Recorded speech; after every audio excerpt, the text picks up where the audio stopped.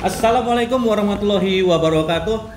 Hari ini hari yang paling serem di daerah Tebet, yaitu ini yang tengah ini paling serem di Soekarno.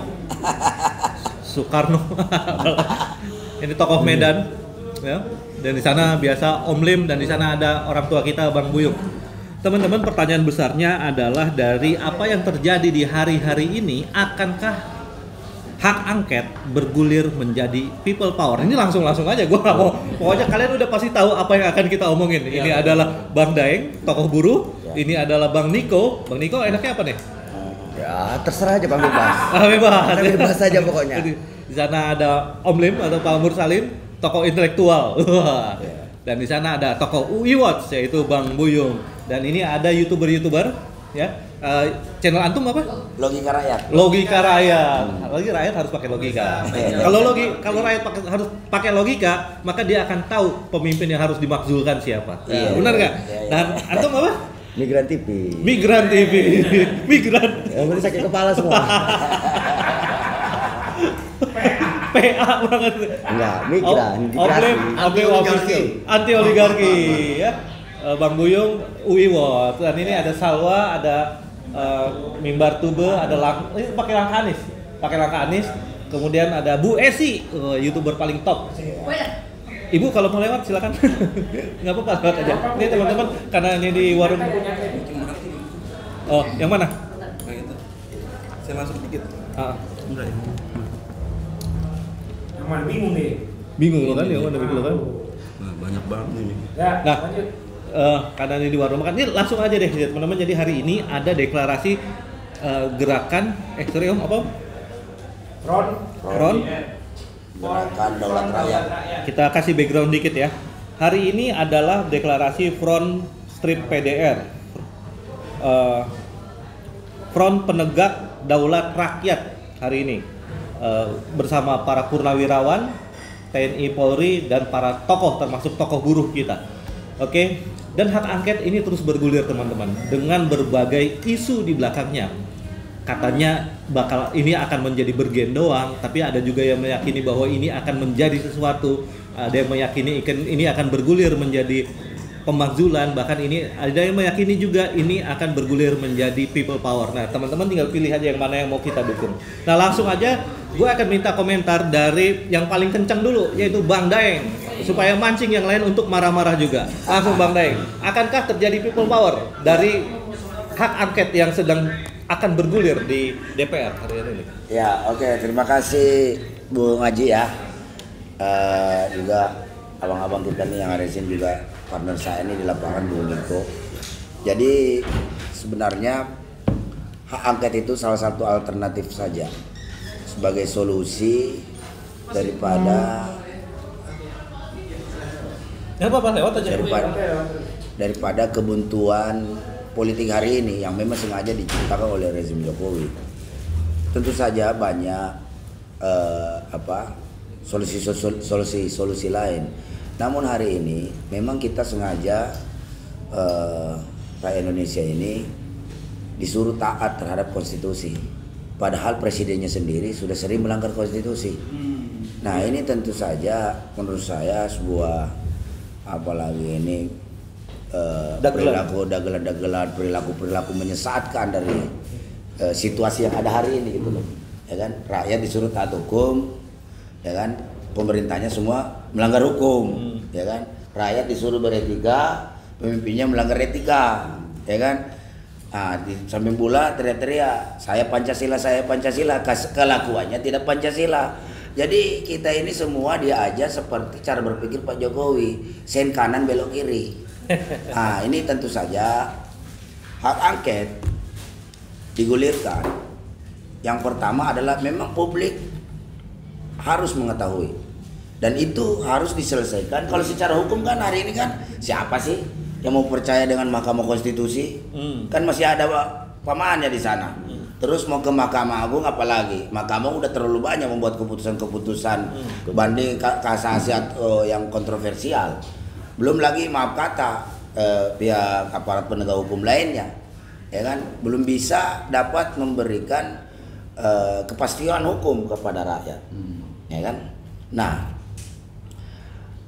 hak angket ini sebagai penyelesaian politik hukum, di mana anggota DPR ini memiliki hak sebagai anggota DPR ya, sebagai anggota legislatif pilihan rakyat, bukan atas dasar partai politik atau fraksi-fraksinya, tidak.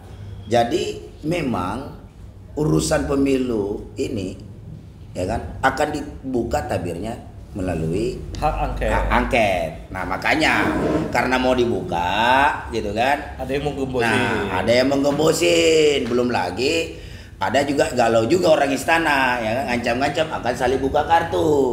Nah, kemarin tuh ada tuh mantan salah satu politikus dari Golkar tuh yang ngomong, ini kan bisa nanti baku saling fitnah, saling ini, saling buka, DPR dibuka boroknya, istana dibuka boroknya. Ya, urusan seperti itu urusan mereka. Bagi saya justru bagus. Memang semua ini kan orang udah tahu kok. DPR juga bukan tempat lembaga yang suci, ya kan? Istana juga, ya kan? Tetapi rakyat memang harus dikasih tahu kenapa sih ini pemilu ini begitu. Hari ini dinyatakan sebagai pemilu terburuk sepanjang sejarah demokrasi Indonesia, ya kan? Keterlibatan presiden cawe-cawe, terus bagaimana kemudian melibatkan aparat penegak hukum, aparatur ASN, desa, bahkan RT RW banyak terlibat. Sampai hari ini dampaknya adalah banyaknya PPK yang stres, Pak, mundur. Karena kan saat ini proses perhitungan suara di tingkat kecamatan udah melewati waktu loh yang ditetapkan. Karena kenapa? Banyak tekanan. Karena memang tingkat kecurangan tinggi sekali. Dan ini harus dibuka, kan tidak bisa kita asal menuding, ya kan? Nanti dikit-dikit dituduh hoax, fitnah segala macam. Nah, Roy Suryo tuh. Ya kan, Roy Suryo udah korban. Egy Sujana juga, abang saya itu juga. Kemarin udah dipanggil tuh, ya kan? Padahal salah lapor ya. Padahal udah salah lapor, ya kan? Makanya kita minta itu harus diberesin tuh, penegak hukum harus lebih profesional lagi ke depan. Karena udah banyak memakan korban. Ya nggak mungkin lah kalau ada pihak-pihak lain yang merasa sangat terganggu dengan ini. Oke Bang, ini arahnya mungkin nggak jadi people power nih Bang? Sangat memungkinkan. Justru ini yang menjadi kekhawatiran para intelijen. Prefer people power dong daripada hak angket ya? Ya saya lebih cepat itu, kan itu kan lebih cepat. Lebih cepat ya? Lebih cepat, minta Jokowi mundur. Jangan memaksulkan. Kalau memaksulkan kan butuh proses terlalu panjang. Hak angket, udah itu nanti DPR sidang, lempar ke MK, balik lagi ke DPR, baru ke MPR, kelamaan. Maksud saya, dengan adanya hak angket itu bisa membuka mata bahwa memang rezim Jokowi ini curang misalnya rezim ya, terbukti Jokowi misalnya, udah kita bilang aja curang lah. Kita nggak usah tedeng aling-aling. Rezim Jokowi curang, amburadul. Kenapa saya bilang? Sorry nih, saya bicara sektoral sedikit. Buruh ini paling sakit hati dengan Jokowi. Saya nyatakan buruh ini menyimpan dendam kesumat dengan Jokowi gara-gara satu undang-undang Omnibus Law. Kemudian PP 78 tahun 2015 tentang upah. Terus tambah-tambah undang Omnibus Law. Terakhir Perpu. Yang keempat tambahan. Salah satu pimpinan buruh yang hari ini cukup terdepan dan memiliki masa terbanyak pernah ditangkap oleh rezim Jokowi gara-gara undang-undang Omnibus Law. Itu yang bikin marah anggotanya. Ini sebenarnya api dalam sekam nih. Ya kan? Orang bilang air tenang belum tentu dalam, ya kan? Nah ini di bawah ini tinggal sudah jadi jerami-jerami kering hari ini. Jadi kita berharap hak angket itu segera digulirkan. Agar kenapa? Agar terbuka data dan fakta dan bisa disaksikan oleh seluruh Indonesia. Karena saya yakin teman-teman organisasi, ormas, LSM, serikat pekerja, serikat buruh, aktivis manapun hari ini itu ada karena demokrasi. Kita ini semua lahir dari demokrasi. Jadi ketika ada organisasi, partai politik, LSM, ormas, apapun itu lembaga-lembaga perserikatan, perkumpulan, ya kan, yang tidak tersinggung dengan kondisi demokrasi hari ini, mereka adalah orang-orang yang tidak tahu diri. Kenapa saya tidak tahu diri? Dia tidak tahu bahwa dia dilahirkan dari proses demokrasi. Oke. Itu. Oke Bang Daeng, jadi harus marah, nggak bisa nggak marah. Trajektorinya Bang Daeng begitu ya. Jadi hak angket terbukalah kecurangan-kecurangan itu dan ini semoga menyadarkan semua pihak. Kalau tadi para purnawirawan menghimbau termasuk Jenderal Tiasno Sundarto, itu senior banget. Pak Tiasno udah turun ini kepada para yang masih aktif TNI. Pak Tiasno udah turun loh dan dia menghimbau kepada TNI untuk kembali menjadi tentara rakyat, membela rakyat. Oke, jadi hak angket dan people power itu ada hubungannya. either itu berkelanjutan atau pilihan. Nah buat Bang Daeng udahlah mundur aja. Ya. Ada atau tidak ada hak angket mundur Ya. gitu ya Bang Daeng. Ya, memang kami udah teriak itu sejak lama. Sejak lama 2019 kita udah teriak itu. Dan sekarang ini aktivis kita nih, bos, lo prefer hak angket apa langsung mundur aja atau lo punya gambaran yang lain? Gini Bang. Yuk ngomong ini ya, yang ngotot ya. Oke. Pertama gini, kalau kita bicara pemilu hari ini itu sudah curang jauh sebelum pemilu itu digelar. Pertama, lahirnya putusan Mahkamah Keluarga, Mahkamah Konstitusi yang jadi Mahkamah Keluarga, di mana putusan itu merubah sebuah aturan sehingga anak Jokowi bisa dicalonkan. Ini kan brengsek. Ini kecurangan pertama. Gue seneng nih bahasanya. Kecurangan kedua yang lahir adalah ketika negara ini seharusnya memfasilitasi kaum miskin itu secara kontinu.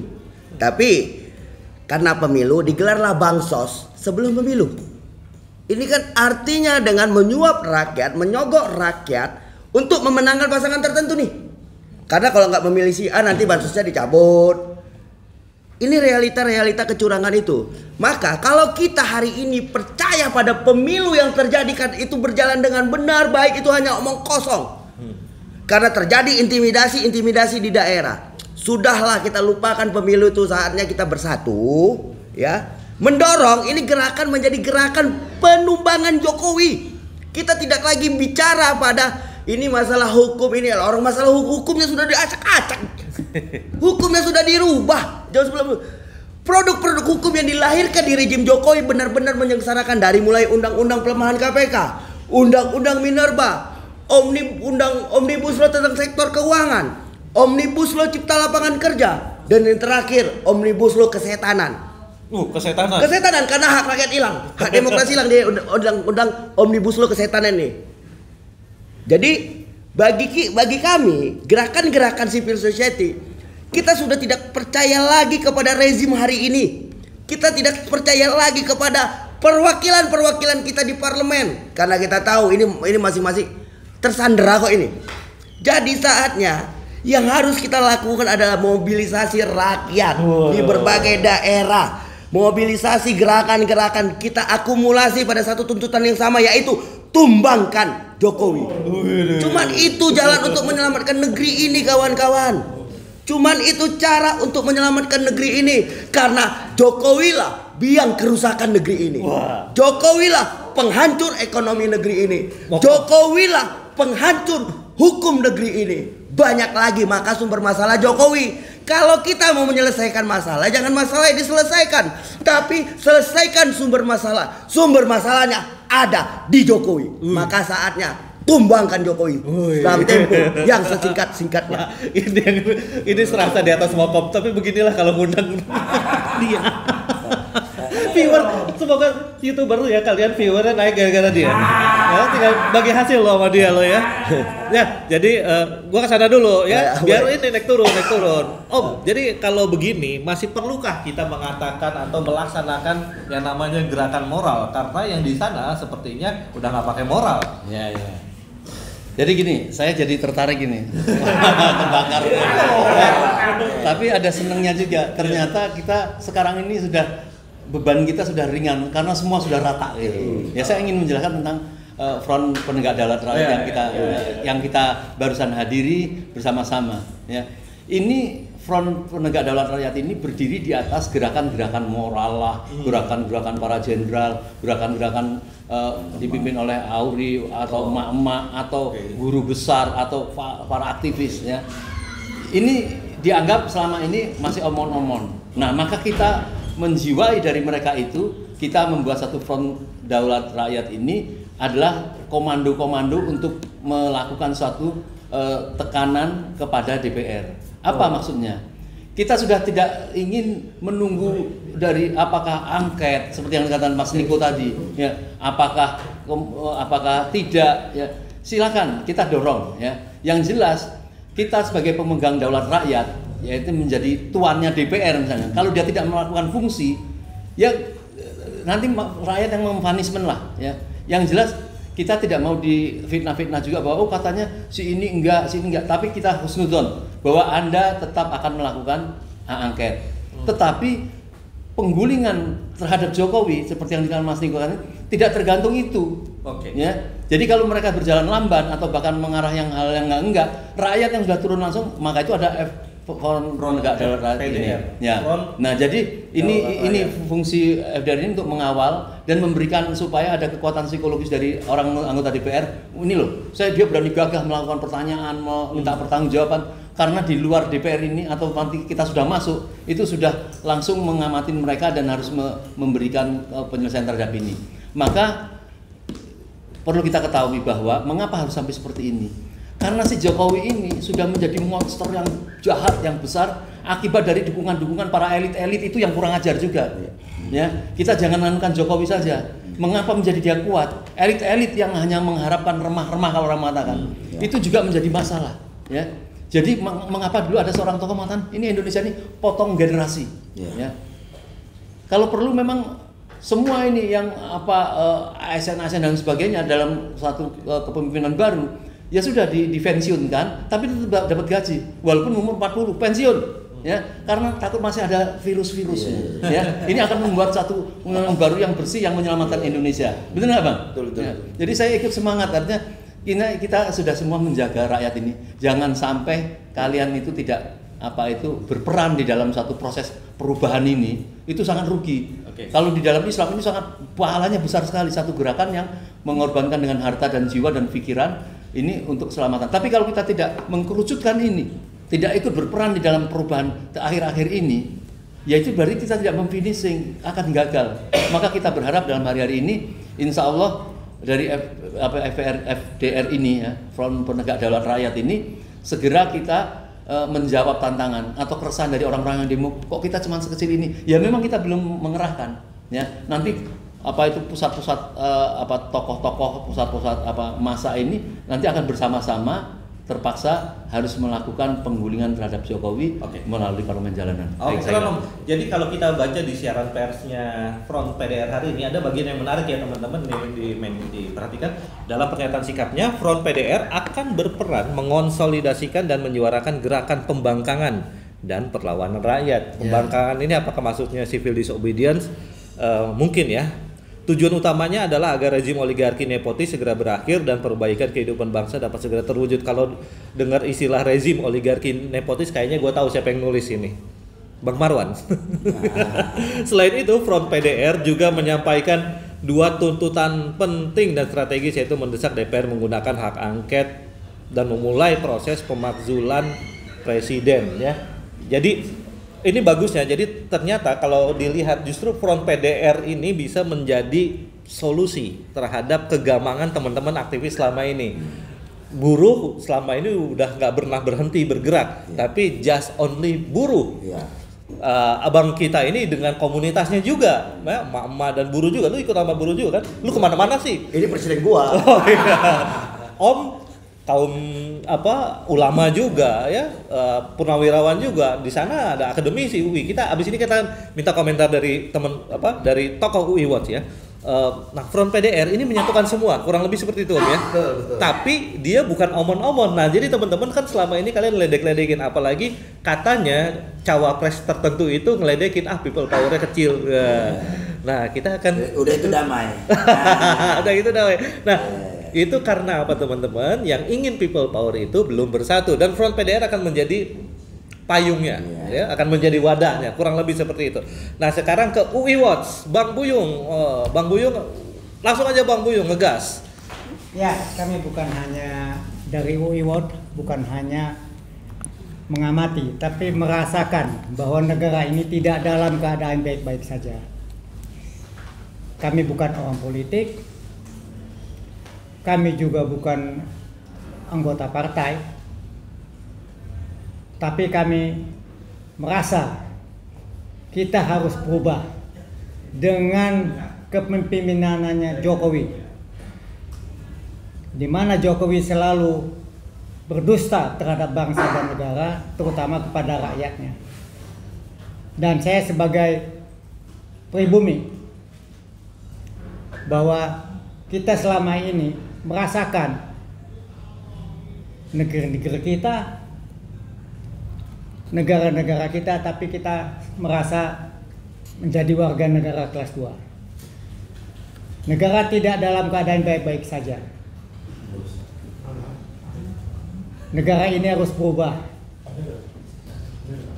Kita harus bangkit bersama-sama dengan kelompok yang ada untuk berjuang bersama-sama merebut kembali Republik ini. Kita terlampau lama dijajah. Dulu dijajah Belanda, dijajah Jepang, ditambah lagi dijajah oleh bangsa sendiri. Dan ini yang kita rasakan. Kapan kita bisa merasakan bahwa negeri ini adalah negeri kita? Jangan sampai kita menjadi warga negara kelas 2. Nah, saya berharap para buruh, para mahasiswa, terutama adik-adik kita STM, bergabunglah bersama kami untuk menegakkan keadilan, kebenaran, dan kejujuran di Republik ini. Saya kira Adik-adik STM. ya, itu harus berjuang karena mereka Tapi lebih kemarin- militan. Kemarin kayak STM juga ada yang di kubu sebelah tuh malah tuh yang demo. Ya, itu Lagi cari uang jajan. Ini pelaku demo ngerti banget gitu. Sekarang kita kan selalu dihadap-hadapkan nih Bang Daeng ya, ketika kita aksi di lapangan ya, teman-teman yang menolak pemilu curang terutama dan menuntut dijalankannya hak angket, itu selalu ada aja dari yang awalnya, mohon maaf kalau menyebutkan salah satu suku ya, teman-teman NTT gitu ya, Timur-Timur ya. Kemudian ketika mulai viral soal orang-orang Timur itu banyak meme-nya, banyak beritanya. Di demo berikutnya kalau nggak salah yang teman-teman Timur 2 kali demo ya di KPU dan 3 kali sama yang di DPR yang pertama. Kemudian setelah viral ganti tuh jadi ya, mohon maaf, ada salah satu ormas pemuda tuh yang pakai biru-biru ya, jaketnya biru, ormas pemuda, pasti tahu kan. Kemudian ada katanya anak STM juga, katanya mahasiswa juga, tapi nggak jelas mahasiswa dari mana. Jadi selalu elit ini enak-enakan mereka deal-dealan di atas, di bawah diadu-adu gitu. What's your opinion? Langsung aja. Oh iya. Ya, jadi sebenarnya teknik pecah belah adu domba sama rakyat ya dari zaman komponi juga sudah ada. Sebenarnya itu cuma Namanya politik ya, itu itu teori usang yang dimodifikasi saat ini, dimodernisasi oleh rezim hari ini kan. Nah, seharusnya menurut saya teman-teman yang apalagi ini yang memiliki ideologi yang jelas terkait masalah perjuangannya selama ini ingin menegakkan menjaga demokrasi kita dan menjaga konstitusi kita, itu seharusnya itu diabaikan saja. Karena percayalah, orang yang mental bayaran dengan mental ideologi pasti berbeda semangat perjuangannya di lapangan. Oke. Itu pasti sangat jauh berbeda, ya kan? Ya kalau ibarat kata, kalau maaf nih, kalau sesuai dengan keyakinan saya, misalnya kalau kita berjuang karena Allah kan janjinya kan surga, ya kan? Iya. Nah, kalau mereka Siap, ya kan, dia berjuangnya karena dibayar. Jadi kalau ada apa-apa ya kita nggak tahu nanti dia menyasar kemana. Karena tidak mungkin kan sebuah perjuangan itu diperjualbelikan. Ini juga sekaligus juga otokritik juga terhadap tokoh-tokoh agama kita untuk tidak saja dengan mudah berkompromi dengan penguasa. Karena Katanya ada ya tokoh agama yang berkompromi ya? Ya, Tapi ngomong-ngomong nih, gue barusan ditelepon sama penonton gue, Iya. katanya suara lu kecil. oh gitu. Cuma ya, live ini ada live. Live. Oh ya. Banyak penonton gue telepon gue barusan. Ya, jadi ini juga untuk tidak terlalu cepat, karena begini, Allah mengingatkan itu. Celakalah bagi orang-orang yang curang. Jadi bagaimana mungkin, kita udah tahu ini kan tinggal dibuktikan secara hukum, tapi secara moral, perasaan kita, apalagi kecurangan pemilu ini kan sangat sulit dibuktikan sebenarnya. Tetapi secara akal sehat, data-data yang ada dapat kita simpulkan bahwa ini sedang terjadi kecurangan. Buktinya di mana-mana orang ngamuk. Itu kan suaranya dicuri, si rekap yang jadi tukang markup misalnya kan. Nah, ini kan semua hal-hal yang bentuk-bentuk kecurangan. Nah, kalau kita tolele kompromi dengan itu, apakah itu tidak termasuk orang-orang yang mendustakan agama? Ya kan?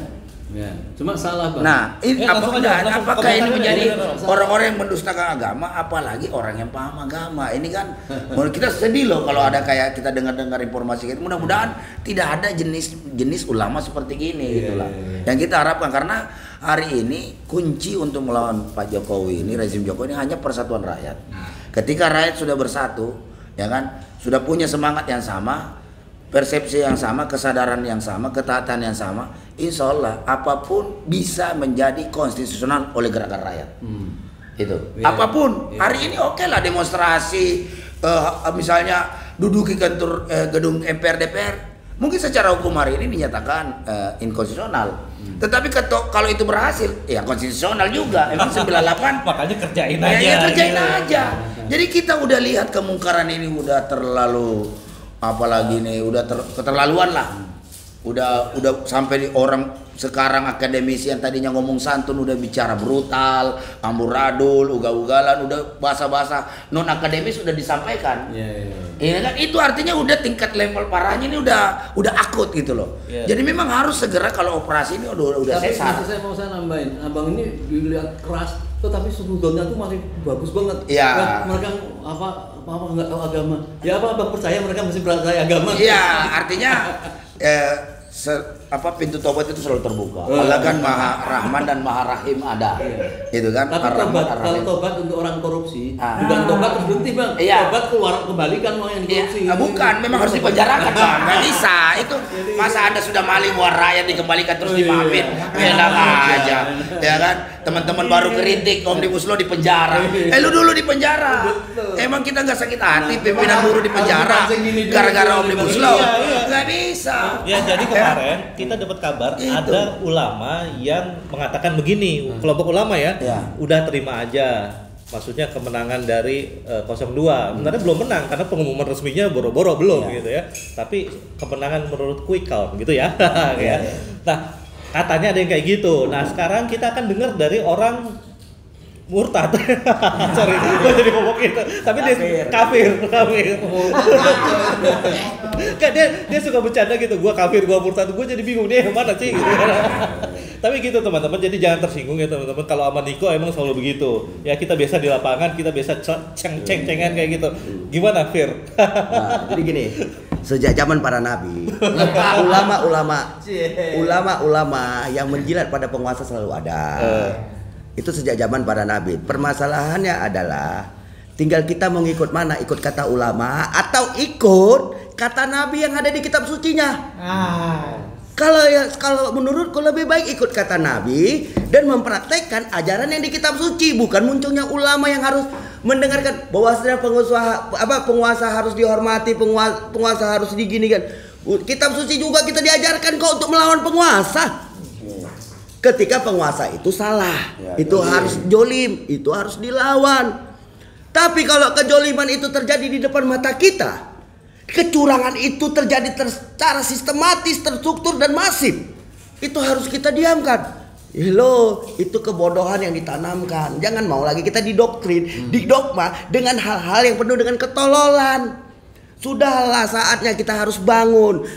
Sejarah sudah mengatakan dulu. Aku tertarik dengan yang bilang Bang Buyung tentang STM. Tentang STM. Aku sangat tertarik apa yang dibilang Bang Buyung ini. Karena dulu gini, sejarah kita mengatakan dulu pernah lahir namanya tentara pelajar. Tentara yang mengangkat senjata dari pelajar-pelajar Indonesia. Nah, jadi ini yang kita mau dorong kawan-kawan. Seharusnya teman-teman STM, teman-teman mahasiswa, teman-teman kaum muda, saatnya bangkit kita melawan kawan-kawan. Saatnya kita maju bersama, saatnya kita menghadapi kenyataan dan melawan penguasa yang sesat ini, penguasa yang bejat ini, penguasa yang hanya tahu memiskinkan rakyatnya sendiri. Saatnya kita bangkit melawan itu kawan-kawan. Masa kita nggak malu selaku kaum muda membiarkan orang-orang tua yang berjuang di jalanan, membiarkan yang seharusnya dia di rumah gendong cucunya, tapi karena kondisi kegelisahan pada negeri mereka turun berjuang. Kita seharusnya malu kawan-kawan sebagai kaum muda. Seharusnya kita yang menjadi garda terdepan. Kita yang harusnya meruntuhkan tembok-tembok kekuasaan, menghancurkan tirani yang menindas. Kita yang harus bergerak itu kawan-kawan. Jangan lagi berhenti, jangan lagi diam, dan jangan pernah takut-takut. Bangkitlah, dan kawan-kawan mahasiswa, adik-adikku, saatnya kalian keluar dari kampus, penuhi jalanan dengan satu tuntutan: tumbangkan Jokowi. Cuma itu. Mantap. Dewa juara dia kalau soal orasi. Langsung aja deh Om deh. Langsung komentar aja deh. Supaya bisa didengar dengan rapi. Semua semangat kita sebenarnya sama. Maka FPDR tadi, Front Pembela Daulat Rakyat, maka menegaskan tentang keinginan rakyat itu ya. Saya sampaikan tadi yang sudah dibacakan juga di dalam deklarasi itu. 1. Menolak dengan tegas hasil pemilu, khususnya Pilpres 2024 yang dinilai curang. Nah, ini kalau curang ini sudah tidak ada perbedaan di mana-mana. Mereka sendiri juga mengatakan, orang-orang mudanya, jangan mau, sudah curang kalah. Jadi udah tahu dia curang harus menang. Udah curang kalah kan rugi. Nah, itu sudah diakui. Jangankan dari kita, mereka sendiri sudah begitu ya. Kemudian yang kedua, mendesak DPR segera menggunakan hak angket guna menyelidiki saksama kecurangan pemilu 2004. Ya, jadi kita tidak mau kecurangan itu karena tidak dibongkar di dalam apa yang sedang ditunggu rakyat tanggal 20 Februari besok. Tinggal menang, siapa menang kalah. Ini kecurangan. Kecurangan itu nanti bisa dibuktikan. Kalau mereka merasa tidak curang, mestinya nggak ada keberatan terhadap hak angket. Ini cuma hanya menanyakan itu gitu loh. Ya. Kemudian yang ketiga, meminta agar pasangan Prabowo Gibran didiskualifikasi. Ya, ini sudah clear. Ya, siapa yang menyatakan bahwa Gibran itu sah untuk menjadi cawapres? Itu karena rakyat tidak melakukan keras pada saat pendaftaran itu. Inilah akibatnya. Tetapi apapun kita tidak mungkin orang Indonesia menerima Gibran sebagai cawapres. Kemudian yang terakhir, menuntut DPR dan MPR segera memproses pemakzulan Presiden Joko Widodo. Inilah biang kehancurannya yang dimulai dengan dia dan semua dia diam. Ya, semua orang-orang yang menjadi sandera-sandera juga diam. Rusak bangsa ini. Maka kita dan tentu semua berharap perubahan ini dari rakyat. Kalau tidak dengan rakyat, tidak ada yang mampu menentukan itu. Elit-elit itu juga butuh dukungan rakyat. Saya kira ini yang terpenting, Pak Mas Haji. Iya. Oke. Bang Boyong. Bang Boyong bicara sedikit, banyak mengkritik. Iya. Tapi Bang Boyong ini yang paling konsisten dari dulu. Iya. Silakan Bang. Alhamdulillah, perjuangan kita ini belum selesai. Jadi kami berharap masyarakat, mahasiswa, buruh, para ulama sadar bahwa kita harus berjuang menumbangkan Jokowi demi bangsa dan negara, demi adil dan makmur. Baik, Ya. sip. Mantap. Closing lah. Closing. Oke, rekan-rekan semua rakyat Indonesia dimanapun berada, baik dalam dan luar negeri, hari ini kita sudah berkumpul dan kita sudah berkali-kali melakukan aksi. Ternyata kita sudah punya frekuensi yang sama.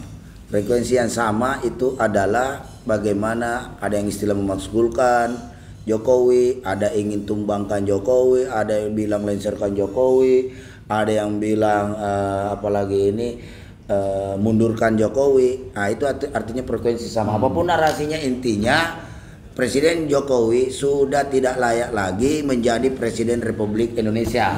Makanya kemarin kami nyatakan Pak Presiden Jokowi itu dipecat aja dengan tidak hormat tanpa pesangon. Versi sidang istimewa Mahkamah Rakyat Indonesia.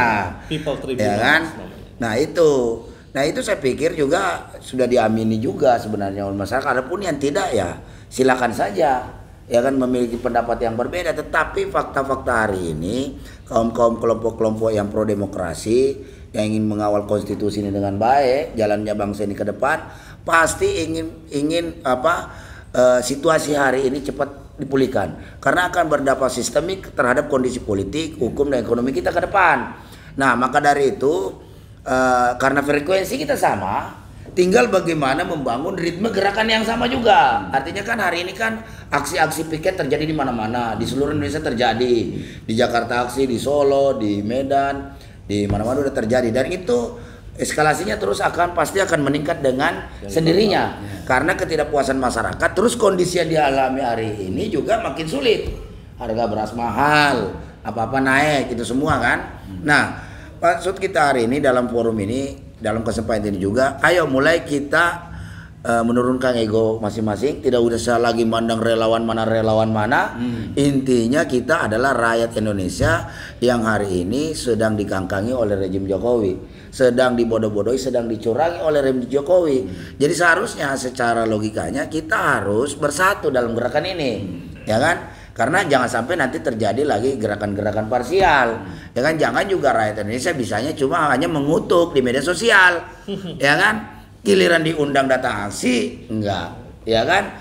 Cuma bisa kirim doa. Iya, doa penting. Tapi ikhtiar juga penting juga untuk dilaksanakan karena kan kemerdekaan Indonesia ini selain atas berkat rahmat Allah juga atas keseriusan pejuang-pejuang kita walaupun dengan modal bambu runcing berani menghadapi penjajah Belanda, ya kan? Pemenang Perang Dunia Kedua. Nah, itu karena ada ikhtiarnya lah. Sekarang ikhtiar kita kalau kita lihat evaluasi kemarin masa yang ada itu belum memenuhi eskalasi dari yang diharapkan untuk sebuah standar-standar gerakan people power. Nah maka dari itu dalam kesempatan ini saya bangkitkan semangat rakyat Indonesia. Ayo sadarlah, dan beberapa pimpinan-pimpinan ormas juga, ayo mari kita satukan kekuatan kita. Kuncinya hanya satu, hanya persatuan rakyat yang bisa mengakhiri semua.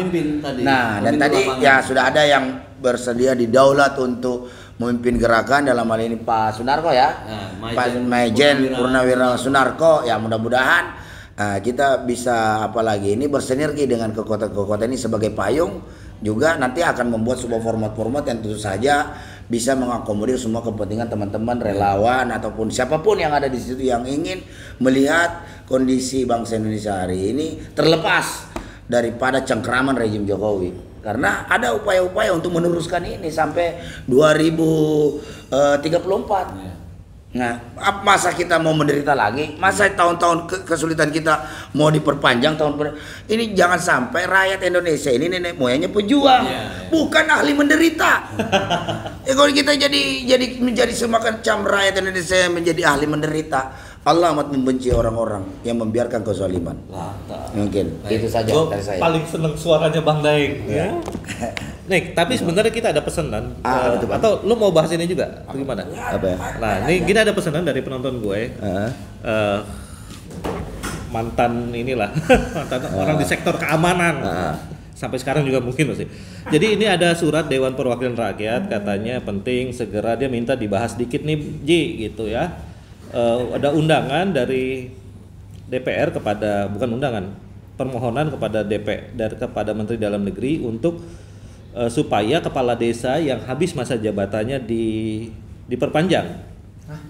Maka kami minta agar kepala desa yang telah habis masa jabatannya tersebut mulai diperpanjang kembali. Ini terkait dengan DPR mau bahas RUU tentang perubahan kedua atas Undang-Undang Nomor 6 Tahun 2014 tentang desa, sudah selesai dilaksanakan di tingkat 1 di Badan Legislasi. Maka selanjutnya RUU tersebut akan ditindaklanjuti sesuai dengan mekanisme yang berlaku pada rapat paripurna. Artinya terkait dengan proses pembahasan RUU tentang perubahan kedua atas undang-undang desa lah intinya, ya perubahan undang-undang desa. Maka ada perpanjangan masa jabatan kepala desa untuk sementara. Nah, teman-teman, kalau gua sih curiga gini ya, ini kan pemilu belum selesai ya. Maksudnya masih ada kemungkinan ya kita curiga aja, bisa aja tahu-tahu jadi udah terang-terangan bukan bisa aja ada putaran kedua, maksudnya putaran kedua, atau ada PSU ya, pemilihan suara ulang, karena itu juga yang selama ini dituntutkan oleh teman-teman civil society, PSU. Dan yang gua dengar serasa bocor halus ngomongnya ya, karena kita juga wartawan juga sebenarnya ya.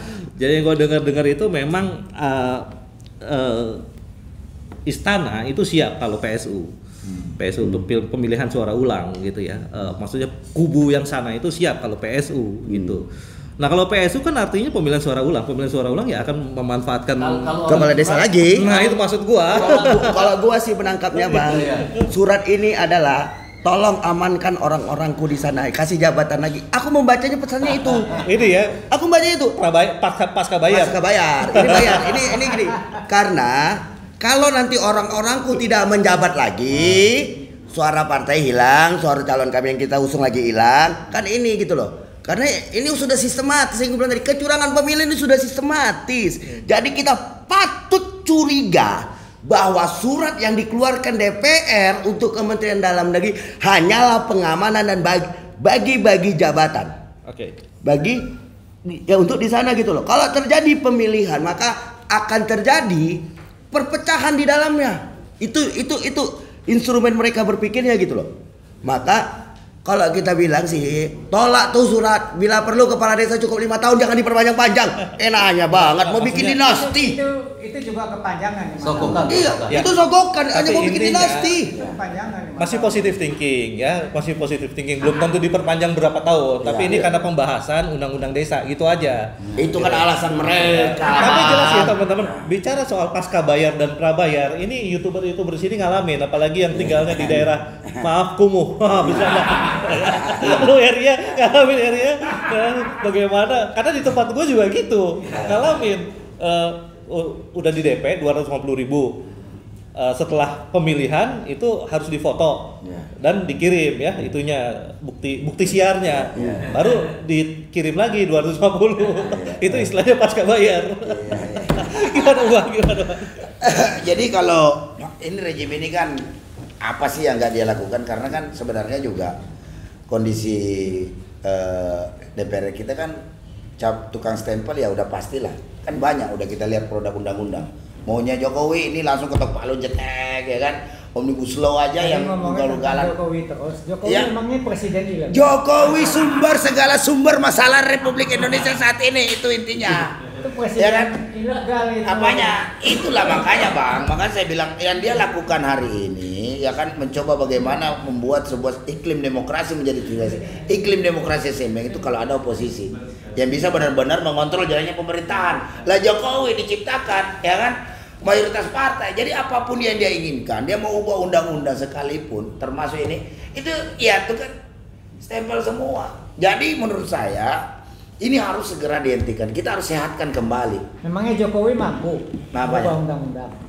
Itu dia mengusulkan, kan usulan undang-undang kan dibuat di DPR atas usulan pemerintah atau DPR. Nah sekarang ada usulan Berarti kayak begini. ada orang dong. Pasti yang ada intervensi dari Pak Jokowi, nggak mungkin nggak ada. Kira-kira bertentangan dengan dia gunakan iparnya di Itu. MK. Jokowi itu bilang tidak tahu apa-apa padahal dia tahu segalanya. Ya kan? Saya bilang tadi teori Pak Jokowi itu jelas, Bang. Sen kanan belok kiri. Nah, itu teori Jokowi itu udah kalau dia bilang teori Jokowi yang menjadi memperburuk kondisi bangsa hari ini. Maka dari itu ini harus segera dihentikan. Tidak ada kata lain. Jokowi harus segera turun dari jabatannya. Jokowi sudah tidak layak lagi menjadi Presiden Republik Indonesia. Dan kita juga tidak perlu terjebak lagi dengan urusan pemilu itu. Kalau kita nyatakan pemilu itu curang, ya harusnya diulang. Gitu loh. Ganti, artinya jalankan pemilu tanpa Jokowi. Ini ada bocor halus nih. Ya, gimana, Jokowi udah capek jadi presiden. Iya. Oh udah. Udah capek. Iya. Dia juga mau mundur. Iya. Tapi yang dukung dia, kalau lu mundur, lu tahu sendiri katanya. Bukan hanya lu yang dibabat, kita juga dibabat katanya.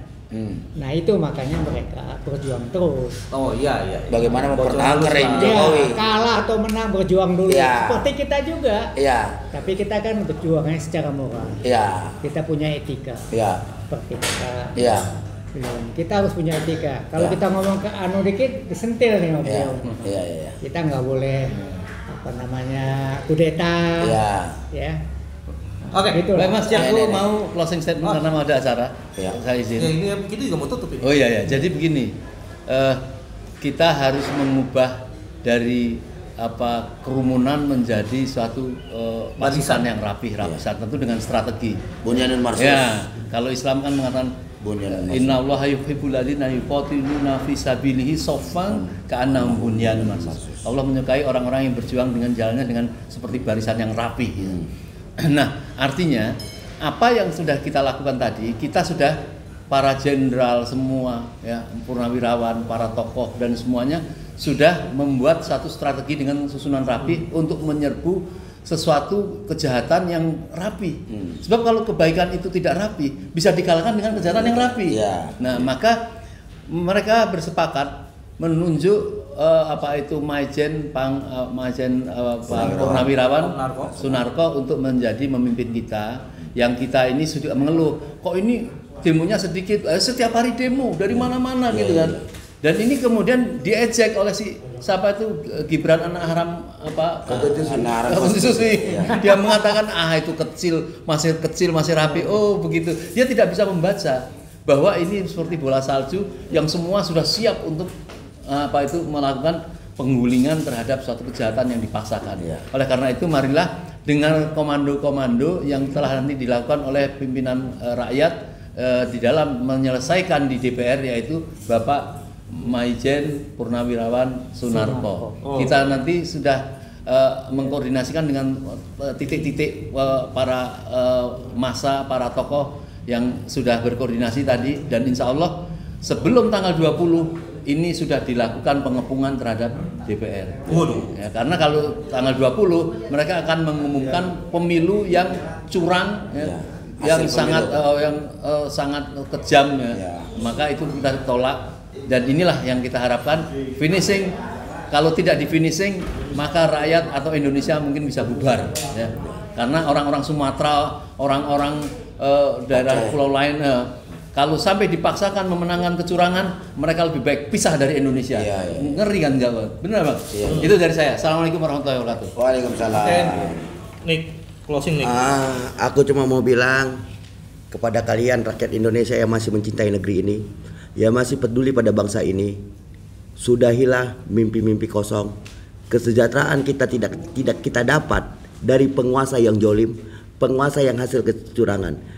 Tapi kesejahteraan itu kita dapat dari pemimpin yang benar-benar mencintai bangsanya dan berkorban untuk bangsanya, dan yang bekerja dengan tulus untuk negerinya, bukan mengobral bangsanya kepada asing dan asing, bukan mengobral isi buminya kepada asing dan asing.